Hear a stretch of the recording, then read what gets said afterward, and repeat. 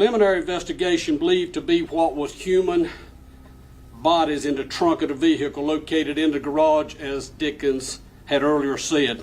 The victim appeared to have been deceased and in the trunk of that vehicle for some time. October the 27th, 2025. A quiet Monday night in Zebulon, North Carolina. The Johnston County 911 Center receives a call that will haunt every dispatcher, every deputy, every person who hears it. Okay, sir, what's going on? I killed my children. It's a lot to explain, but in a nutshell, it's all my fault. I'm not even going. It's my fault. The voice belongs to Wellington Delano Dickens III, a 38-year-old widower and Iraq War veteran. Within the hour, deputies arrive at 101 Springtooth Drive. They find Dickens calm, cooperative. He tells them his 3-year-old son is inside, alive and safe. Then he directs them to the garage. Inside the trunk of a car, wrapped and sealed, are 4 bodies. The problem is this didn't happen overnight. This wasn't a moment of rage, a single horrific act. According to investigators, these children died one by one over 5 months. May, August, September. Each death followed by silence. Each body hidden while life continued. While a 3-year-old played in the same house, unaware his siblings lay dead just steps away. And nobody knew, nobody called, nobody came. Before we continue, if you're finding this case as disturbing as we are, please consider subscribing. The timeline is chilling in its methodical nature. May 2025. Leah Dickens, just 6 years old, becomes the first victim. According to the 911 call Dickens would make months later, it started with discipline. I didn't use knives or nothing to cut nobody or shoot nobody or nothing. It started out as me over-disciplining. His voice carries a strange mixture of confession and justification.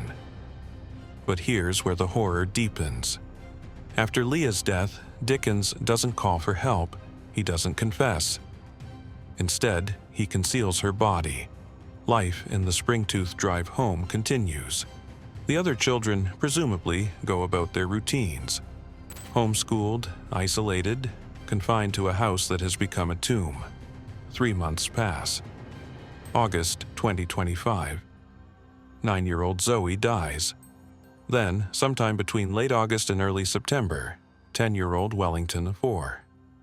Finally, in September, 18-year-old Sean Brasfield, Dickens' stepson, becomes the 4th and final victim. 4 children, 4 deaths, 4 bodies placed in the trunk of a car and left there for months. Sheriff Steve Bizzell, a father and grandfather himself, would later tell reporters, Folks, there's no known motive at this point why Mr. Dickens murdered these children. But as the sheriff, as a father, and as a grandfather, I can stand here and say there's no reason for a father to murder his children. The 911 call recording reveals a man attempting to maintain control, even as he confesses to the unthinkable. And do you have any weapons on you? No weapons on me. I do have some knives here, but not on me. Like I said, if you want me to, I'll come outside in my underwear. I don't know what y'all need me to be. I'm willing to do whatever you need me to do. I never had this. Dickens tells the dispatcher. His tone is almost conversational, disturbingly calm. He explains he's unarmed, willing to cooperate. When asked how he killed them, his answer is matter of fact. Beat on them sometimes. They didn't want to eat. I didn't force them to eat. I told them that it was a punishment not to eat. The dispatcher presses for details. Dickens clarifies he didn't use weapons, no knives, no guns. Just his hands, just punishment that went too far. And then, chillingly, he adds, throughout the call, Dickens mentions drugs and alcohol, champagne, smoking, ice. He claims he was on a lot of stuff. He also says something that investigators would later examine closely. It's really not, it wasn't up to me. Like, I had God just influenced me. Like, that's it. It wasn't me because I got nervous and I didn't do it when I was supposed to. And I was being a coward. And I just was trying to let my children, you know what I'm saying? When that was me, I was supposed to make those decisions. What did he mean by, when I was supposed to? Was there a plan? A specific moment he'd intended to confess, but didn't. To understand how this could happen, you have to understand the isolation. The Dickens family was invisible. Neighbors told reporters they rarely saw them. After Stephanie Dickens died in April 2024, the family seemed to vanish even further into seclusion.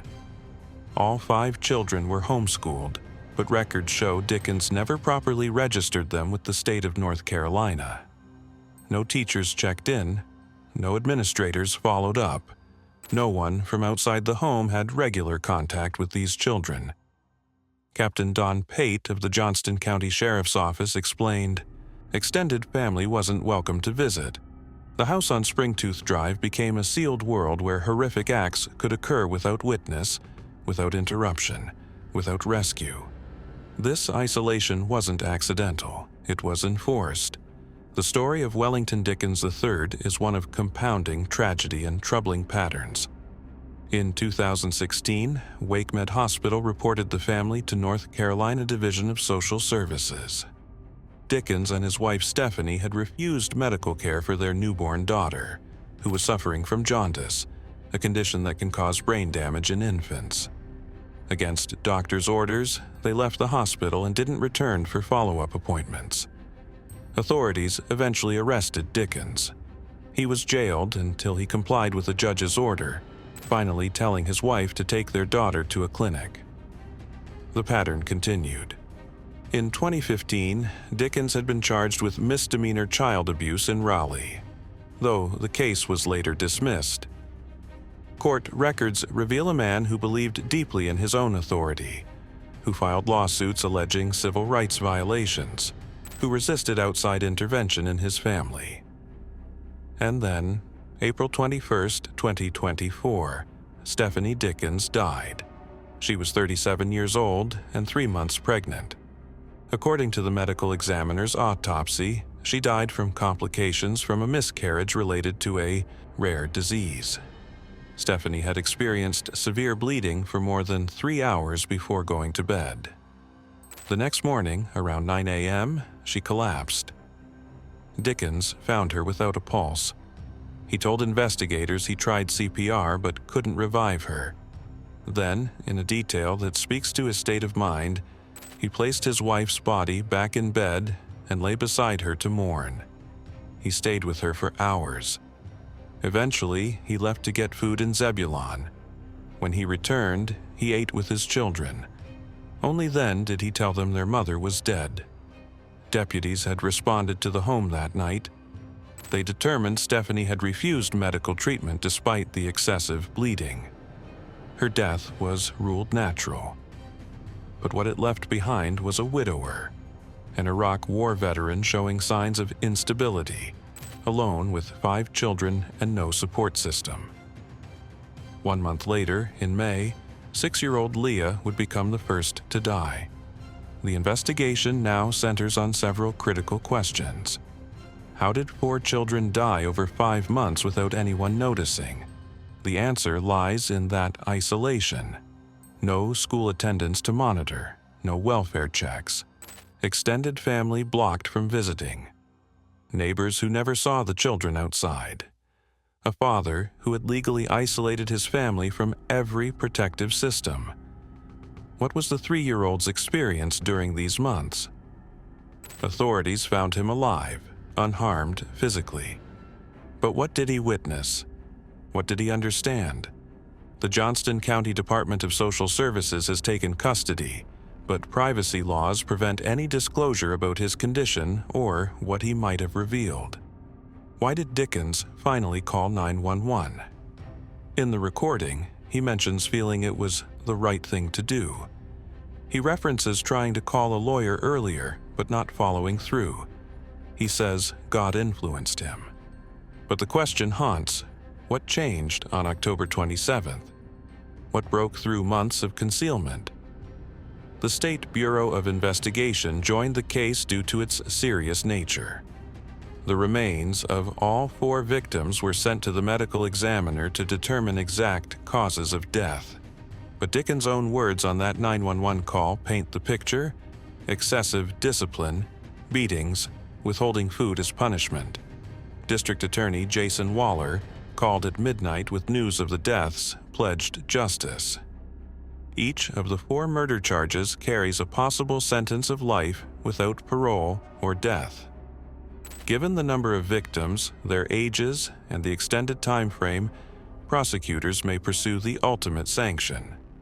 The community of Zebulon, a small town about 25 miles east of Raleigh, is left searching for answers that may never come. Sheriff Bizzle spoke about the toll on his deputies and investigators, particularly those with families of their own. How do you process 4 dead children? How do you enter that garage, open that trunk, and maintain professional composure? The North Carolina Department of Health and Human Services released a statement. Condolences don't answer the systemic questions. How does a family fall so completely through every safety net? North Carolina's homeschool registration requirements are relatively lax, but even those minimal standards weren't met. No one checked, no one verified.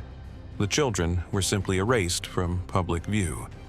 And once a child is invisible, they can disappear entirely. His court-appointed attorney from the Capitol Defender's Office declined to comment. Dickens remains held without bond. His next court appearance is scheduled for November 13th. As one legal analyst noted, given 4 victims and the brutal nature of the deaths, prosecutors will almost certainly seek the death penalty. The defense's goal won't be acquittal, but rather sparing Dickens' life, arguing for life imprisonment instead of execution. There are victims beyond the 4 children whose lives were taken. The 3-year-old who survived will carry psychological scars impossible to measure. What does he remember? What will he be told as he grows older? How do you explain to a child that his father killed his siblings? And in a larger sense, there's the failure of systems designed to protect children. Homeschool oversight, welfare checks, community awareness.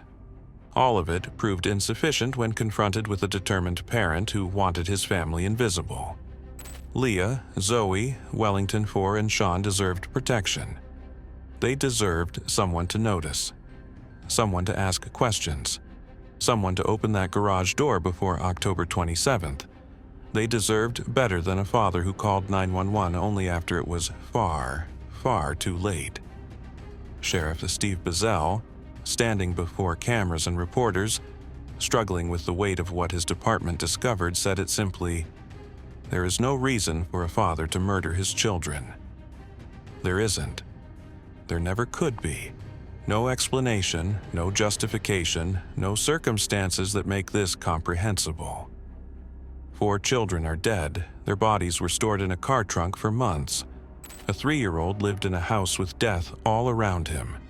And a father who once stood as protector became their destroyer. This case will proceed through the courts. Evidence will be presented. Arguments will be made. A jury will eventually decide Wellington Delano Dickens III's fate. But for Leah, Zoe, Wellington, and Sean, there is no trial, no verdict, no sentence that can return what was stolen. There is only the permanent absence where their futures should have been. The laughter silenced, the potential extinguished, the years that will never come. In the end, all that remains is a question communities must ask themselves. How do we protect children from those who should be protecting them? Zebulon, North Carolina, is searching for that answer. So, should we all.